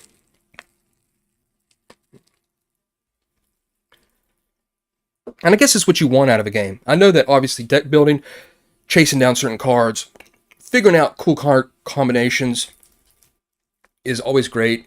But also not having to do that is fun too. So, but I'm definitely gonna have to figure out some way to have dividers or something in my card box to store these, because I'm just putting them back to front, and that's still not going to be fantastic. I need something that's a little bit bigger, maybe heavier stock cardboard, and be able to slide in there so that I can see what, you know, where the red decks are, where the green decks are. And you don't ever have to worry about mixing them up. If you do mix them up, the name of the deck is on the bottom of the card. So you just have to find the name of the card, of the deck, and put it back together. Very easy. Good Lord. Here's a cool card. Can I ask you how you got so much traction for Pocket Fantasy? It looks like you have quite the success. So, making it straight up free, which was against many people's desires that I talked to about Pocket Fantasy, helped. That was part of it. I kept on adding stuff to the main download, so it seemed like there was just more and more content when you downloaded it. So it was almost kind of like a avalanche.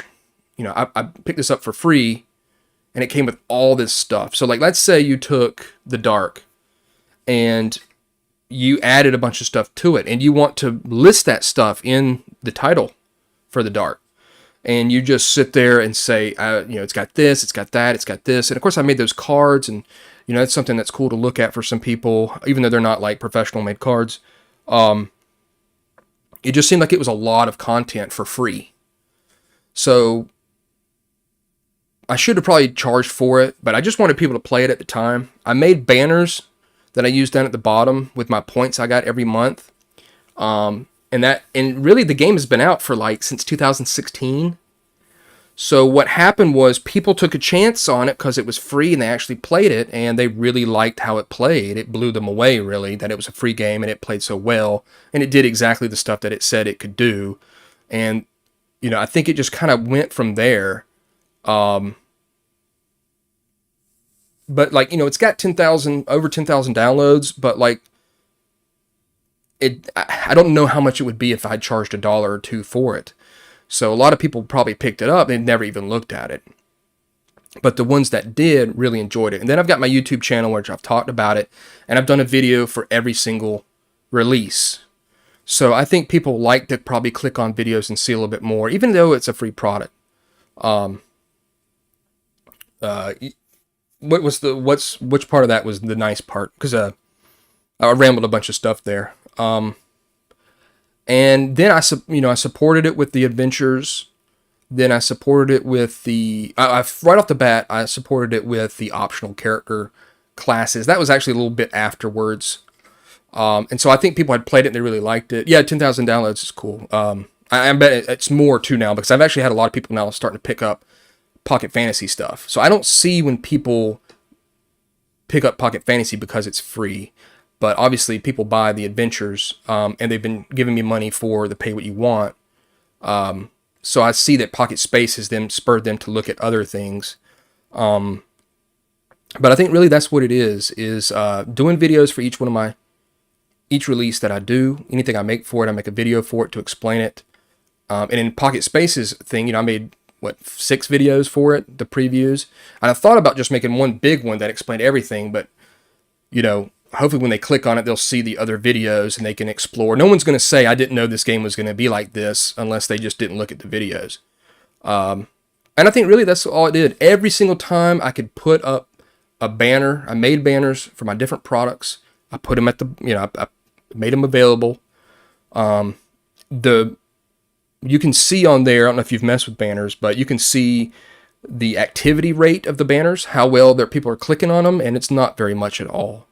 But if it gets it in their face, and plus, like I said, it's been on there for 6 years. So I think it's just a kind of a lot of pushing the adventures with the banners, doing the videos for them, having cheap adventures too. Pay what you want is decent as well.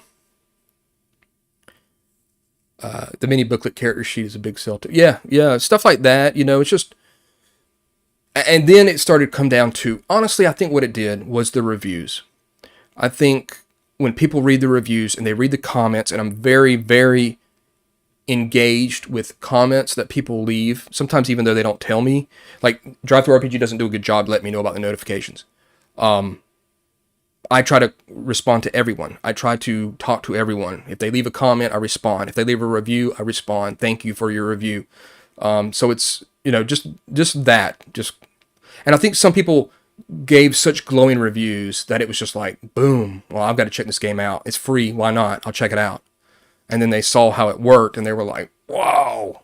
So I think that's kind of a big part of it. But, I mean, I've always could have done more. And honestly, man, now with the way that Pocket Space is blown up, I'm kicking myself for these 6 years. I didn't just sit here and churn out so much more content. And I can make Pocket Western. I can probably make that in a month if I really spent the time on it. This one here took me many months. It took me probably 6 months. In Pocket Space, that is. But like, if I just sat down and put out some stuff here and there, it really starts adding up. I'd love to have known what happened if Pocket Fantasy had come out at $1 instead of $0. But I can't take that back now. I've told everybody that it's free, and it's a free game. And I don't want to change that back and go back on my word of what it was about. And all my videos talk about how it's free. So it is what it is. I'm just going to have to do what I do with that. But at the time, it really wasn't about making any money. I just wanted people to play it. It's still not about making money. A lot of people, I have a lot of, they've asked me for these other settings and other genres. And I just want to be,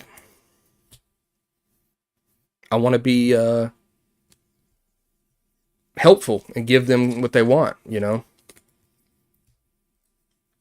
I mean, there's been many times where I'm like, I don't know if I want to do it or I want to continue messing with this game. It's already been 6 years.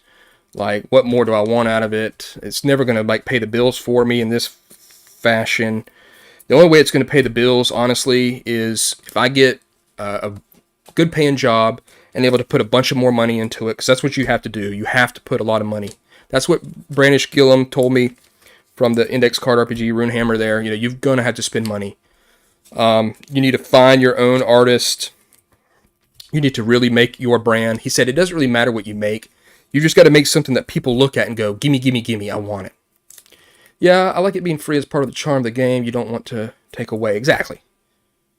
And then, I'm an open source kind of guy, so the culture is respectable, if that makes sense. No, it definitely makes sense. But now, let's see, on itch, you can put stuff up for free with the option for people to pay what they want. That's cool. I mean, it's kind of like ttrpg. I mean, you can do pay what you want, and people can pay $0, and then later on they can come back. But how many people probably really do that? But I have been very surprised, and I don't know if it's the success of Pocket Fantasy or not. I'm surprised at the longevity now that Pocket Space has had with its sales.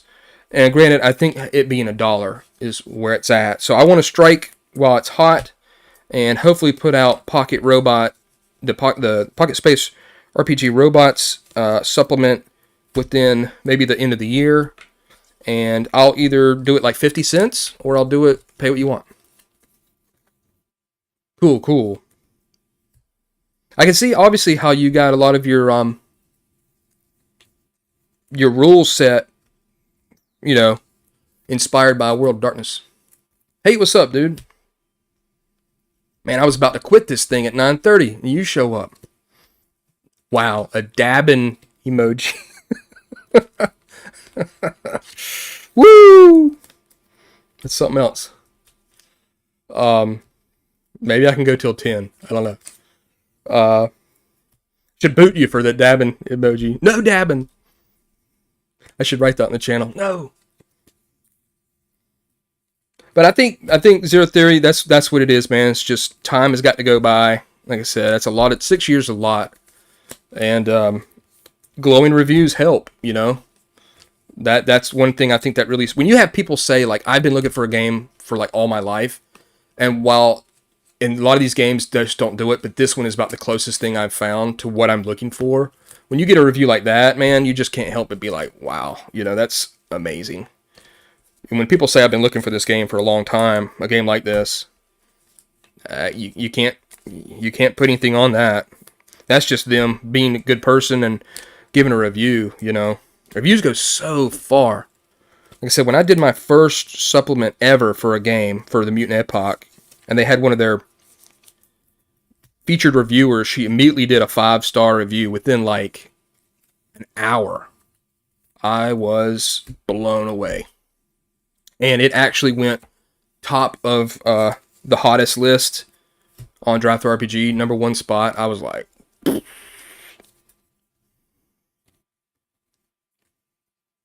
you just can't. It is what it is, You just got to keep with it to a degree. Communication is good. People see. There is a lot. I'm telling y'all this right now. There are a lot of RPG designers, makers, creators, companies. They could give a flying flip about your comments on Drive Thru RPG. People comment all the time, and I don't see any response. I wouldn't be able to sleep knowing that I didn't respond to somebody that had a question or something like that. Now, I don't know if it's just because they're such a big company or they're so busy that they don't even understand it. That, they don't even get that reference or whatever. I had a guy, I put out something that was added to Pocket Fantasy. It was, I had the magic cards, the magic item cards. Well, a guy took all the cards and put them into a list. I can't imagine that they swamped with comments unless it's, yeah, probably so. He put it into a master list so you didn't have to use the cards. And I did a lot of copy and pasting. And I messed it up. I biffed it bad. And somebody was like, hey, this has got a lot of copy and paste errors. Man, I was like, fire up the computer. I'm getting this thing fixed. I mean, just knowing that it was out there botched was just like, ugh. And there's some people that just don't care. Companies that just don't care. People that have made games that they just don't care. It really irks me. I mean, for starters, I'm a player. When I say player, I'm a consumer. I'm a player, DM player, a consumer. Like, I'm not looking at this as a corporation. I'm not looking at this as a business. And so my direction is very player-based. If somebody wants to come to me and say, hey, why does Pocket Space look like you made it on MS Word? I'll be like, because I made it on MS Word so that it's easy. People say, well, why do you have it in landscape form? Well, in my opinion, landscape form, you can get a lot more information in landscape form than you can like this. Plus, I even think of it like this. When you're sitting at it on the table in landscape form, it's closer to you if you have a screen. So it's not taking up as much room as when you do it like this. See? Why isn't it in color? I don't want to eat up your ink. I didn't question putting this. I mean, Pocket Fantasy, I totaled it up today. Yeah, you can trifold that. I totaled it up today. There's 78 pieces of art. Now, granted, they're little tiny pieces of art. You can see here. 78 pieces of art that I made with Midjourney.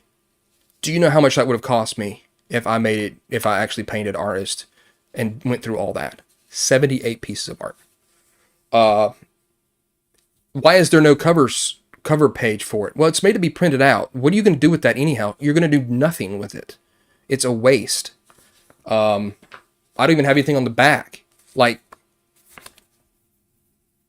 honestly, I've said this in videos too. Like, the back of books, you should put something on the back of book that's useful. Like, use every place that you can, put something, make something useful in the book. You can also minimum $5 if you use $5 each. That's rock bottom minimum. Yeah. A paper book with really bad typos. You're like, bro, spend 10 seconds proofreading. Guys, I tell you, the videos that I've done, I'm a lenient dude, and there's been some bad stuff. But what is inexcusable is these big companies that have got these typos. I look at Mongoose and with the way that people respond to that, some of those give reviews and stuff and comment. Catalyst with their Shadowrun and how bad it is, inexcusable. Absolutely inexcusable. Now, I understand if it's a smaller production or something that you're going to have some problems. If it's rushed out the door, or they're not a native speaker. I ran into that with Wretched Bastards review, and I sent him a whole list of things that needed to be fixed. Don't get me started about Shadowrun. That's an hour rant. I hear you. Maybe for another day. We'll say that for another day. So like, it's inexcusable, but but that's the thing. I sent Miguel from the Red Room for Wretched Bastards. I sent him a whole list of mistakes I found. I mean, it's not that big a deal for me, I mean, I'm already kind of an editor as it is because of my own stuff and some stuff I've done for some other people. So, yeah, like, fix your stuff. And then if it's broken, and, like, get on that as quick as you can. That's what I say. If you try to at least. I don't understand. I don't understand how these errors, like, pay for Grammarly or something. I mean, look, use spell check. What? And usually it's usually not so much that I've found that it's typo related with a word. It's like placement or weirdness or something like that. Oh, I want to also show y'all one more thing about Solforge that's cool.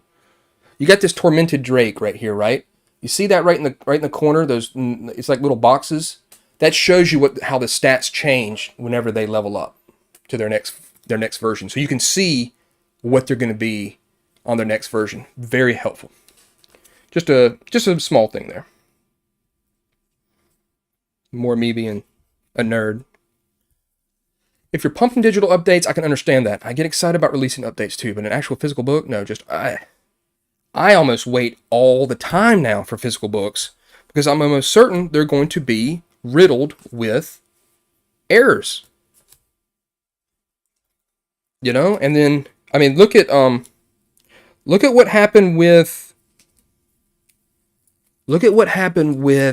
the Dark Souls role-playing game. Just brutal. The reaction to that was just putrescent. I mean, they botched that gloriously. And that's a damn shame. Acrobatic. Why is this card like that? That's a level 1 card. Okay, whatever. I'll keep you to the side. Yeah, it irks me. Yeah. A PDF, no problem. You know, you update it, and then there's some goobers out there. I'm gonna call them straight up goobers. I'm gonna use some bad words there. They get a book PDF, they immediately print it off. They go to Kinko's or some shit, and they're just like, "Print me off this." I'm like, and then they get mad. I'm like, "You shouldn't have printed it off. Like, it's a PDF. Like, wait until it's fixed." Oh, I'll tell you something that irked me too on it. The first playtest release of The Last Airbender didn't even say you were rolling D6 dice. They just said roll the dice. Oh my god. Goobers. Yeah, I know. I'll tell you the one that pissed me off. And it's not that it pissed me off, it's just it's anti-consumer, right? That game Ascendant, which I know I've talked about in one of the live streams. They were like, "Oh, we're going to implement the errata that we're finding on and people are reporting on the website. We're going to implement that in the book." I'm like, well, then why are you still selling the physical copy of the book? You're literally telling people this book is wrong, but here you can go ahead and still buy it. Yank that boy off, get cracking on the errors, but don't keep selling a book and tell people, "Oh, we'll update this book down the road for errata. But please, here it is to buy." Made no sense to me and really kind of put me off the whole game as it was. Plus, I had DC Heroes, so I was like, I'll just play DC Heroes once I get around to actually playing it. But I'd like to try out Ascendant, but that was just, I was like, well, I guess I'll wait till you update it with the corrections, which of course they finally did. But I'm like, yank the print option off of ttrpg. How hard is that? I know you want to sell this book, but god dang. You're in essence saying, you know, "Oh, this product, this car you bought, if you buy it now, the windshield wipers aren't going to work, but down the road, we'll fix those if you buy a new car." I'm like, what?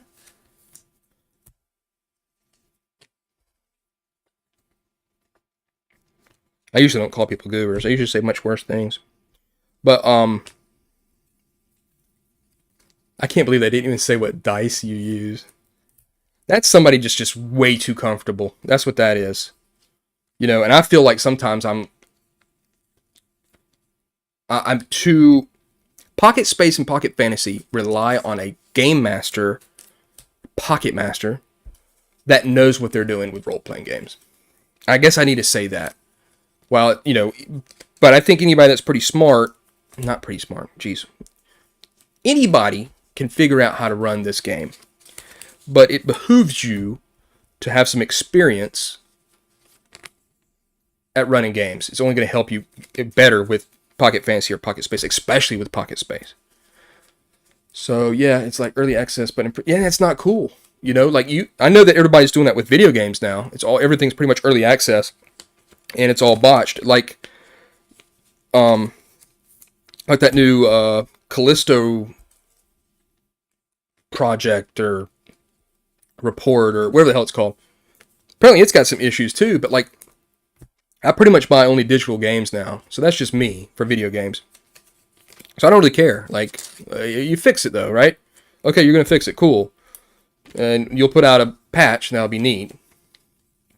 But you see the same thing with video games when it comes to disc. You know, like someone's like, "Oh, I bought it on disc," so you put out a day one patch. That means my version of the game still needs to be online, and this is not the completed, finished game. I'm like, I don't know what to tell you.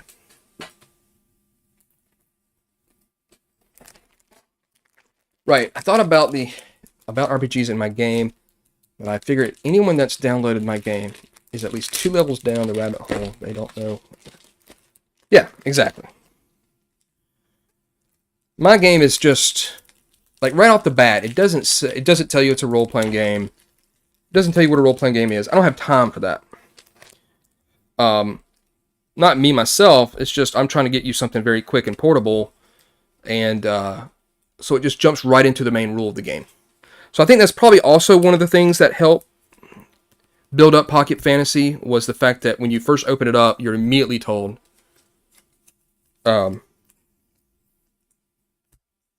how the game works. And people can go, oh, okay, I see, that's easy.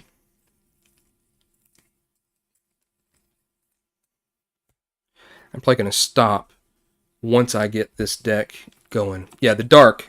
Keldon, I'll be doing... My next video is going to be on the dark, so you'll be able to see all about it and where you can pick it up. It's pay what you want.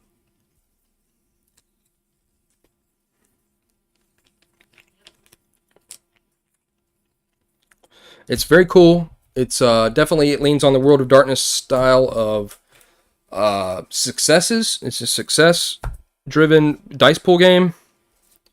But the world is pretty cool.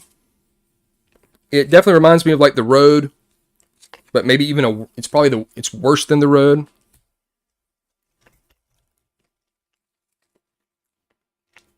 Which is saying a lot. Because The Road was a pretty brutal movie. I got one more. No, I got 2 more decks. 943. I'll keep going.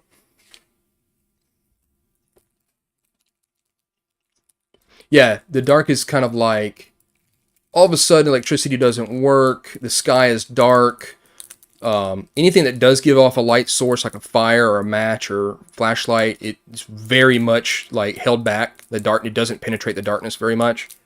So nothing works. A lot of people went crazy, killed themselves, killed each other, and now you're a survivor and you might have some abilities from surviving the dark. Cockroaches are everywhere. They don't let you sleep. They crawl all over you. Squirrels are like on the end of, like at the very edge of the darkness, looking at your light. And they're kind of crazy too. Then there's some monsters, almost like a Silent Hill type thing. I know he references Silent Hill as one of his inspirations. So like, it's The Road. It's a little bit like The Road, except I got a text there. But it's a very nasty place, and the world's just it's all about survival and looking out for these monsters, trying to sleep, and it kind of makes you start going crazy. So it's almost kind of like a psychological post-apocalyptic. But it says it's not post-apocalyptic. It is the apocalypse, which is a very good way of saying that. That's a good phrase. Oh yeah, Silent Hill is awesome. I actually really like the first Silent Hill game from PlayStation. I like the second one too, don't get me wrong. But the first one just really blew me away when I was a kid, when I was younger. I wasn't a kid when I played it. That part, I don't know if you played the first one, but the phone rings. It's raining in the game, the phone rings, and that little kid picks up, like you pick it up, and that little kid's talking to you, his daughter. man, that creeped me out because when I played that scene, it was pouring down rain outside. It was pitch black in my room, and it just really did a really great number on me. But no, his Dark game is very cool, and I look forward to, and I'll be saying this in the video, so the video will probably be out anywhere. It's either Monday, Tuesday, or Wednesday. I'll be saying that, I look forward to more stuff from it, so don't quit with it. Keep at it, and try to make my 2 cents to you, Zero Theory. My 2 cents. My opinion on it is if I would do. I would really try to push some boundaries, not in a gross way, but just trying to, like the way you did with like the cockroaches, like that's a cool thing, like we haven't really seen stuff like that. Like, why are they like that? What's going on with that? Just try to take some time and really delve into your dark corners of your head, and try to be like, what I'm going to make here, it's going to be really disturbing for people. Because it's already obviously a disturbing scenario, so you might as well just keep at that. That's what I think. But I'll be talking about, a lot of that stuff will be what's in the video. But yeah, your editing is really good. Like I said, I don't think I've seen any mistakes so far. And that's the thing. So if there are some, lots of times I won't say anything about it. If it's fairly a good bit that I've spotted, I might say something about it, or I'll reach out to the person if it's an independent person and let them know, hey, look, man, I don't want to rag you in the video about something that you could take care of. I have a monster coming up, the Troubadour, that chills me to the bone. Awesome, go with that. Did you ever look into Wraith the Oblivion? You ever play that? That's a pretty cool game. I played it once. The game didn't go too well, and that was probably our fault for not really understanding. But Wraith's awesome. Awesome setting. A little bit difficult to get your head around, I think, but it's got some disturbing stuff in it. I actually think any more to stand out, you got to push the envelope in some way. So that's what's happening. So you've got people that are trying to push the envelope, like Venger Satanis or The Red Room, and they're making stuff that's adult, and it's working. I mean, it's working for the people that want to buy that stuff. So if it works, then keep making it work. Do your thing. There's a customer out there for everything. So I would definitely, I think that's another thing too, is that I'm very much a creature of, like, if I get around, like I go to a convention, I come back from a convention, man, I'm on fire. I'm ready to do stuff. I'm ready to create stuff. I'm ready to make stuff. I've been talking about it. I'm jazzed up. And so when people text, when they give me an email, I've had lots of people email me about, like, Pocket Fantasy. Just tell me how much they love it or whatever. They think that this is, I like it. I got a question about this or that. And, of course, I help them every single time.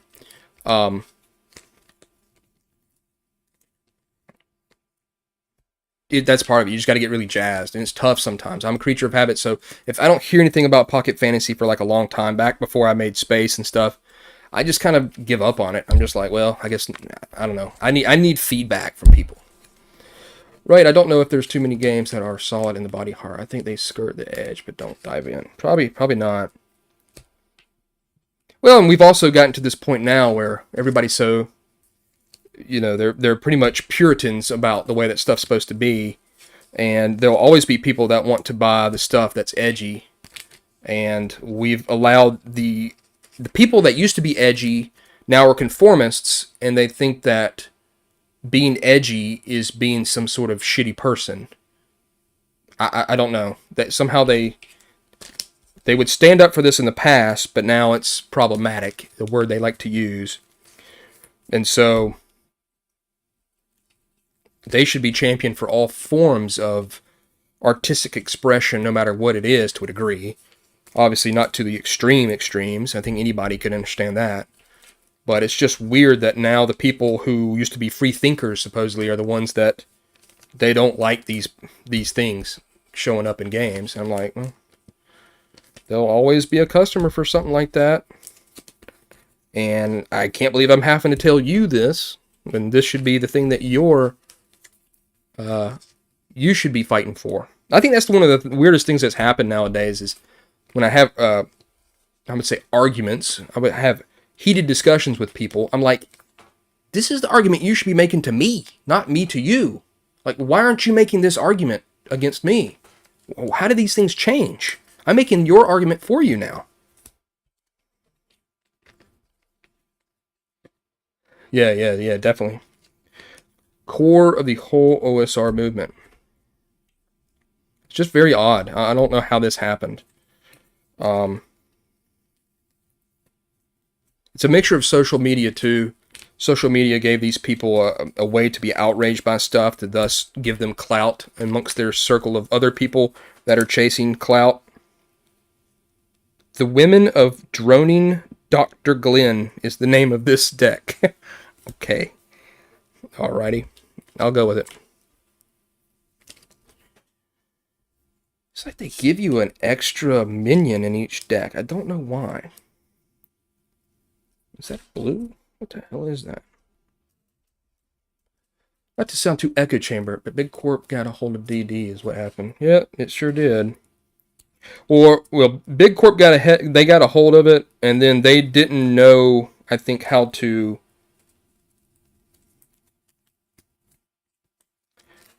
They weren't on the cusp of... Yeah, you're right. Disney too. They weren't... It's like they played catch up, you know? It's like with this new thing they came up with like the race thing, like getting rid of the word race, which, I mean, we all should have known that they were going to get rid of the word race. That shouldn't have come to a shock to anybody. But the thing is, and this is the same thing, them getting rid of the word race is the exact thing of them saying, here's the new D&D, but the old versions of D&D and the OSR versions of D&D are still going to be saying the same thing. Just the same way as I will never not say the word race. It's too ingrained in the game. It's too ingrained in D&D, and it's too ingrained in other games because of D&D. It's just like the word Band-Aid. Band-Aid is the company. It's not exactly what it is. You know what I'm saying? We say that about a bunch of stuff. And it's too ingrained in the game, in the culture, and I will always say race, and it's just how it goes. So they can change it all they want, and even if I tried to say species, I know I would say race. It's like it would just come out race, and that's just how it is. I'll tell you guys, I did have somebody that worked on that Pocket Fantasy Deluxe, and he said that he changed the word race out of it. He didn't like the word race out of it. Okay. Go for it. Knock yourself out. Have a blast. But I'll continue to say race. And it's not because I'm trying to be defiant, it's just... It's race, and it always has been, and... if I'm already playing an OSR game, I'm already hesitant to make a change. I've only played one campaign of 5e, and the DM used the optional rule that all the races were the same mechanic-wise. How did that go? So no difference between dwarves, elves, humans, mechanic-wise. Well, what you're doing when you do that is you have to rely on them to be very good role players. And some people, a lot of people, are not good role players to make themselves stand out and be different. But this just goes along with the whole thing that D&D is too much of a numbers game, that they don't think about the role-playing aspect of it. So while some people might think, oh, if we make it all borderline the same, then you'll have to role-play to stand out. Well, a lot of people that are playing it are not playing it to do that. They're playing it over here to get their stats up, and to get this feat, and get this many attacks, and do this much damage. So they don't even care about that. I got kicked out. The only game I'd ever been kicked out of. That's a different story, though. Wow. I've never been kicked out of a game. I've never kicked anybody out of a game. But that's the thing too, is you kind of know who you're, if you're playing with friends, who that is. Sometimes you can't play with friends, so you do, if you want to play, have to get out of your bubble, and sometimes you're going to run into those problems. So I don't know if that was one of those situations, but I could definitely see it happening. I'm going to finish this deck right here that I just started, and then we'll end it for the night, and I'll probably do one, maybe I don't know when, but I don't want people to have the time to show up. Maybe in the middle of the week is not a good time. I know a lot of people don't do streams in the middle of the time. Oh, online thing. Oh, okay. I had a game I did of Stonehill Labyrinth Lord, and it was a buddy. I mean, I consider him an online buddy. We played a bunch, but he second guessed me and questioned everything pretty much after a while of choices that were happening or things, and it really got on my nerves. I mean, I didn't kicked out or anything. The game finally just stopped, but man, it irritated me. I guess technically an orc would be a different species to human, whereas humans have different races. Is that what they're going for with species? I guess. I don't know. I mean, we all know that race is not the proper term, but everything else either sounds too scientific, and if you want to get scientific, you're probably going to lose that battle when it comes to making sense. And I've been reading people talk about donkeys and horses. Well, I know that one of them, if it's a donkey and a horse or whatever, they become sterile if they mate. So like their offspring is sterile. So I don't know if that's a good way to go about science and species and names, but I don't know. It is what it is. The fact of the matter is, of course, people are saying, well, if it's different species, then orcs can't mate with humans. And I'm pretty sure that they're debating that in their head. They don't care, so they went in one way or the other. Ancestry, which is a good way to say it. Yeah, I mean, ancestry's fine. Any word they say, it doesn't matter. It's too ingrained. We're talking for people that are older, and of course, like they said, they're not making a game for people that are older, because those people are going to die and they won't be buying their game anymore. It'll always be race, and there's just nothing. There's nothing they can really do about that. You say it off the top of your head. You just say it comes off the tongue. It's a Band-Aid. I'm trying to think of other words that we say the company name instead of, or what the company calls it instead of, like people call them weed whackers, instead of a trimmer. Just how it goes. Q-tip, exactly. So like to use background or origin in my writing seems more encompassing for both class and race. Kleenex. Yeah. Hand me a Kleenex. I don't know. It's this whole D&D 6 thing is like, the people that are bad-mouthing D&D 6 aren't going to play it. So like, they're just trying to drum up stuff. Some parts of the U.S. they say Coke for all sodas. Yeah.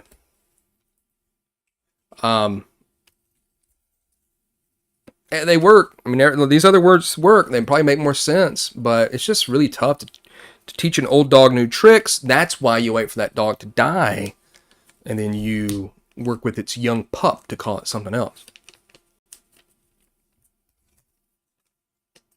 I know, but see, like heritage and ancestry make me think of who did I come from? Like Scotland and Germany, like that's my ancestry and my heritage.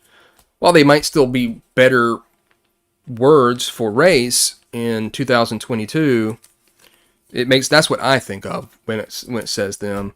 I guess they thought species was the best way to do it.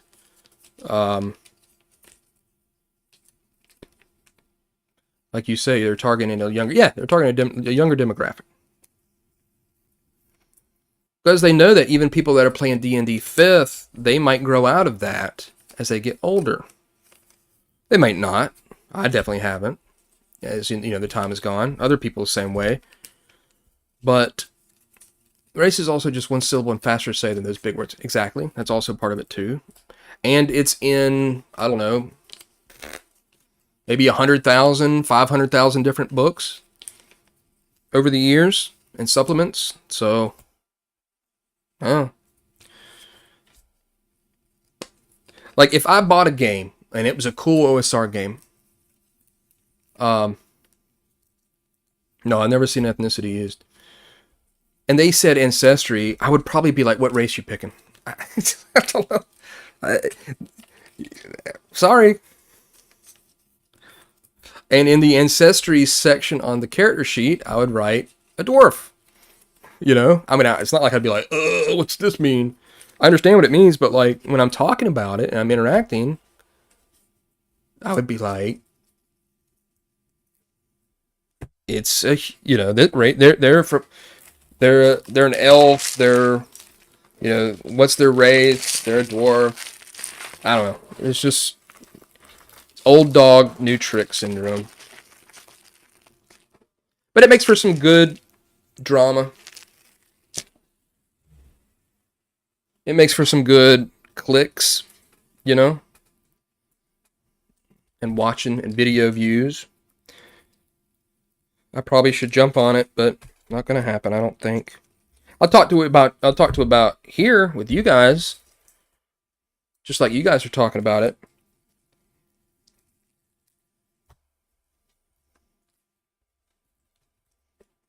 I got more decks.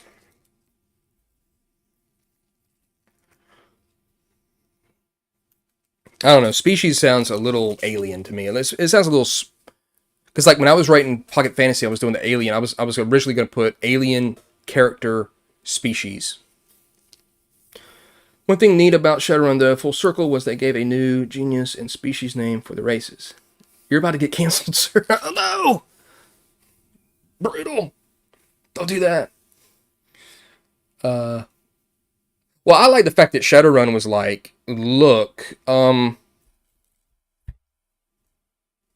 everybody, like a lot of people turn into like elves and dwarves and stuff like that. Like skin color don't matter anymore. Like this is a different situation here. Now, of course, then they put in the thing about racism, about those different races, like people having problems with dwarves or elves or orcs or trolls or something.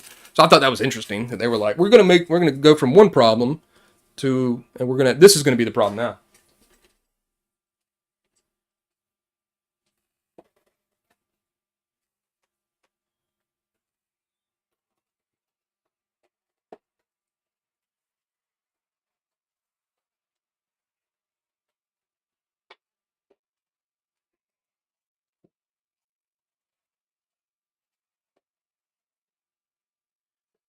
Well, there's that. There's that.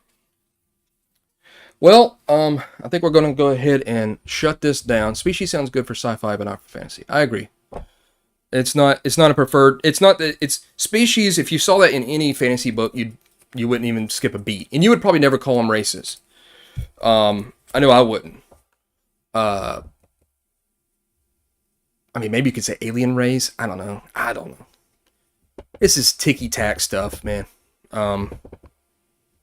People are probably not going to change, but the ones down the line will definitely be in, you know, they'll be on board for it. So, yeah, I'll try to do another one. I don't know when. Don't know what time or anything like that, but I'll let y'all know. But I thank y'all very much for showing up tonight. It's been 2 hours, so another long one. And really appreciate you guys chiming in. And, you know, again, like I watched a stream the other day, and it was like, it was 2 people. So, of course, they were talking a bunch amongst themselves, but the interaction with the chat just really wasn't there. And I was kind of like, you know, I like a lot of interaction with people that are watching, so I hope y'all do too. But yeah, thanks a lot for everybody that showed up. And look for that video there, Zero Theory, probably Monday, Tuesday, or Wednesday. I'm hoping it'll be sooner than later, maybe Monday. But I will send you an email that you know when it's up. Okay? So look out for that video, everyone, to check out his game, The Dark. And I tell you, if you got something, man, it's so easy now just to write a game. I mean, I made my games in Word, and I have made some money off of them. It's not a huge amount, but it's decent. I mean, for you know, what it is, it's okay. Not going to pay any bills, but maybe it lets me buy something every once in a while, or, you know, send some money to the bank. So, but again, thanks everybody for showing up, and I hope that y'all can make it to the next time, which we'll see when that is. All right. Thanks, guys. Later.